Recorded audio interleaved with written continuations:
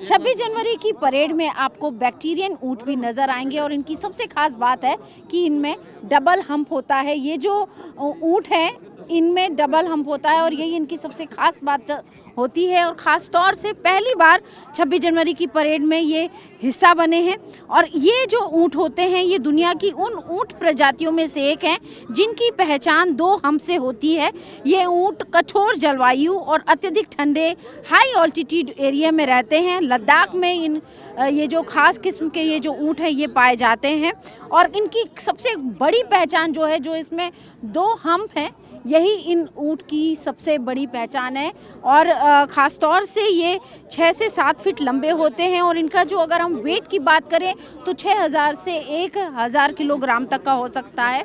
और आयु जो है वो इनकी 40 से 50 साल तक की होती है। और ये ख़ास तौर से भारत के जैसे लद्दाख में पाया जाता है। इसके अलावा लद्दाख के अलावा ये चीन के मंगोलिया और कजाकिस्तान यानी कि उज्बेकिस्तान में भी पाए जाते हैं। और इस बार पहली बार 26 जनवरी की परेड का ये हिस्सा बने हैं और लोगों के आकर्षण का भी ये केंद्र बन रहे हैं। लेकिन इन पर हम आपको बता दें कि लद्दाख में जब टूरिस्ट जाते हैं तो इसकी सवारी करने का भी मौका लोगों को मिलता है। लेकिन अगर हम इसकी खासियत की बात करें तो जहाँ इसके पास 2 हम्प है वहीं इसके आप अगर हेयर्स को देख सकते हैं कि जो इसको पूरी तरह से, क्योंकि -30 -40 तापमान में ये रहते हैं तो वहाँ पे ये अपने इन बालों के कारण बड़ी ही आसानी से इतनी कठोर ठंडी में भी आसानी से रह सकते हैं।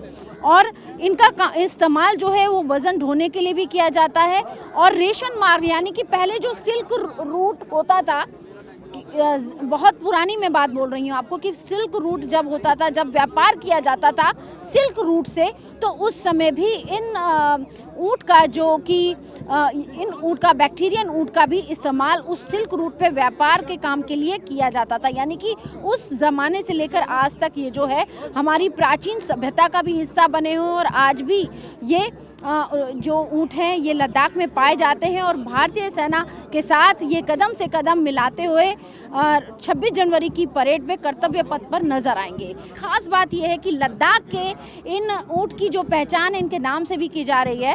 खास बात यह है कि इस ऊँट का नाम जो है वो गलवान रखा गया है। और ये जो दूसरा ऊँट जो है, ठीक आप हमारे बगल में देख रहे हैं, इसका नाम लुब्रा, इनका नाम रखा गया है। लुब्रा वैली के ऊपर ये नाम रखा गया है। तो एक तरफ जहां गलवान जो कि 2020 की गलवान हिंसा का और हमारे शूरवीरों के पराक्रम को भी याद दिलाता है, वहीं अगर हम लुब्रा वैली की बात करें तो वो भी एक हाई ऑल्टीट्यूड लद्दाख में है।